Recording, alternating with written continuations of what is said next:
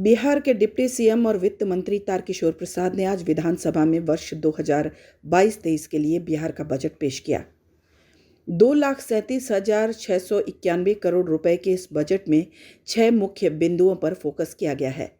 लगातार दूसरी बार बिहार का बजट पेश करते हुए उप मुख्यमंत्री ने कहा कि सीमित संसाधनों के बावजूद राज्य का विकास जारी है। लगातार कल्याणकारी योजनाएं चल रही हैं, गरीब और कमजोर वर्गों को मदद दी जा रही है। उन्होंने कहा कि महंगाई भत्ते का भी नियमित तौर पर भुगतान हो रहा है। इस बार बजट का आकार बढ़ाया गया है। पिछले वर्ष यानी वर्ष 2020-21 में 2,18,000 करोड़ रुपए का बजट पेश किया गया था। कौन कहता है कामयाबी किस्मत तय करती है, इरादों में दम हो तो मंजिल भी झुका करती है। कोविड-19 महामारी के कारण विगत 2 वर्षों से राज्य का वित्तीय प्रबंधन एक गंभीर चुनौती का सामना कर रहा है। राज्य के स्थापना एवं प्रतिबद्ध व्यय में निरंतर वृद्धि हो रही है। इस विकट स्थिति के बावजूद राज्य सरकार ने अपने समस्त कर्मियों और पेंशनधारियों को न केवल वेतन पेंशन का पूर्ण भुगतान किया है, बल्कि ससमय वेतन और पेंशन का भुगतान किया जा रहा है। उल्लेखनीय है कि बिहार सरकार द्वारा 1 जुलाई 2021 से बढ़े हुए महंगाई भत्ते का भी नियमित भुगतान किया जा रहा है। इस दौरान राज्य सरकार के व्यय में कोरोना पूर्व काल से लगभग 13% से अधिक की वृद्धि दर्ज हुई है, जो राज्य सरकार के लोक कल्याणकारी दायित्वों के प्रति कटिबद्धता को दर्शाता है। राज्य सरकार द्वारा अपने सीमित संसाधनों के बावजूद राज्य का चतुर्दिक विकास किया जा रहा है।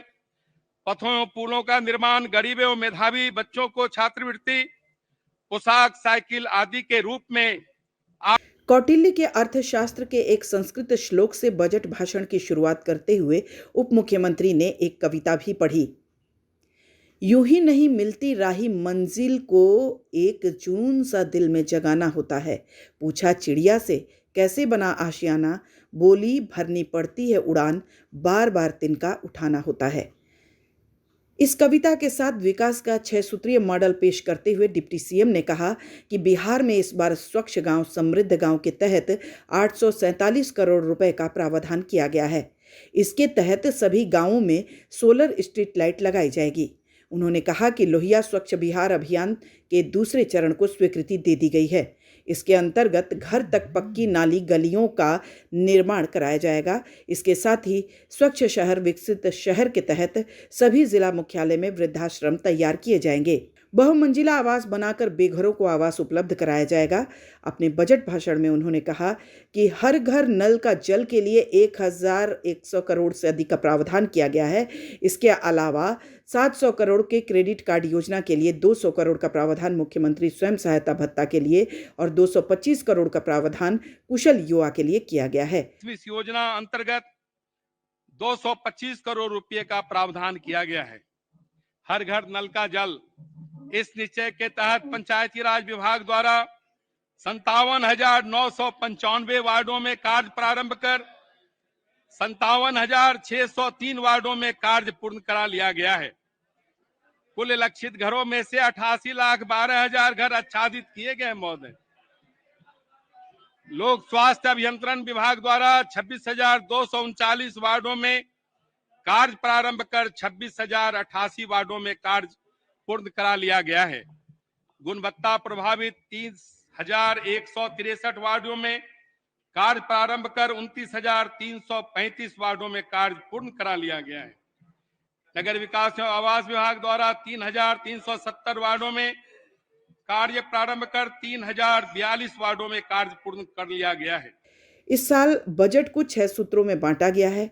ये सूत्र हैं स्वास्थ्य, शिक्षा, कृषि में निवेश, ग्रामीण शहरी आधारभूत संरचना का विकास और विभिन्न वर्गों का विकास। उन्होंने बताया कि कृषि और संबंधित क्षेत्र में बेहतरी के लिए काम किया जाएगा। कृषि और पशुपालन के लिए विशेष बल देते हुए 7,712 करोड़ 30 लाख रुपए का प्रावधान किया गया है। उन्होंने बताया कि कृषि और संबंधित क्षेत्र में बेहतरी के लिए काम किया जाएगा। कृषि और पशुपालन पर विशेष बल देते हुए 7,712 करोड़ 30 लाख रुपए का प्रावधान कृषि और कृषि से संबंधित क्षेत्र के लिए किया गया है। बिजली, शिक्षा व्यवस्था, स्वास्थ्य के क्षेत्र में बजट को बढ़ाया गया है। अपने बजट भाषण में उप मुख्यमंत्री तारकेश्वर प्रसाद ने कहा कि महिलाओं और बच्चों के विकास के लिए 12,375 करोड़ से अधिक की राशि आवंटित की गई है। बजट का 65% सामाजिक क्षेत्र में खर्च होगा। स्वास्थ्य सुरक्षा में सुधार के लिए 16,134 करोड़ रुपए आवंटित किए गए हैं।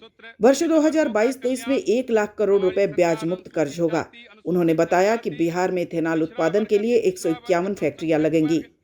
वित्त मंत्री ने कहा कि टीकाकरण राज्य सरकार की प्राथमिकता है। उन्होंने बताया कि अब तक 8 करोड़ से ज्यादा लोगों का टीकाकरण किया जा चुका है। उन्होंने बताया कि प्रदेश में सड़क, पुल, पुलियों का निर्माण जारी है।